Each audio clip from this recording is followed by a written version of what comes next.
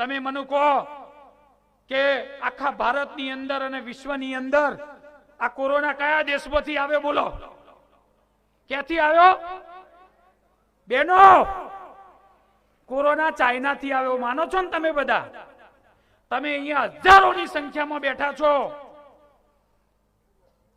તો તમે બોલો કે તમારા સગા સંબંધી કોરોનાની અંદર મૃત્યુ પામ્યા છે ભાઈઓ બહેનો?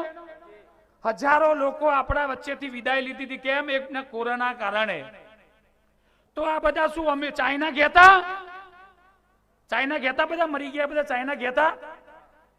ચોથી આવ્યો કોરોના? આ વાયરસ હતો, ચાઇનાથી ભારત આવ્યો, ભારતમાંથી દરેક ગામડે તાલુકાએ આવ્યો. તો આ પ્રેમ રોગ છે, ચોથી આવશે, તમને ખબર પડશે? આ પ્રેમ રોગ છે ને, એ તમારી દીકરીને, યુવા દીકરીને ક્યાંથી આવશે કોઈને ખબર નહીં પડે. સમજી લેજો.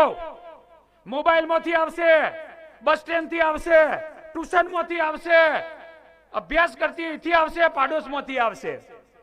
જો તમે આ લગ્ન નોંધણીના કાયદાની અંદર તમે એમને સાથ અને સહકાર નહીં આપો, તમે બધા જાગશો નહીં અને તમે બધા એવું વિચારતો છો કે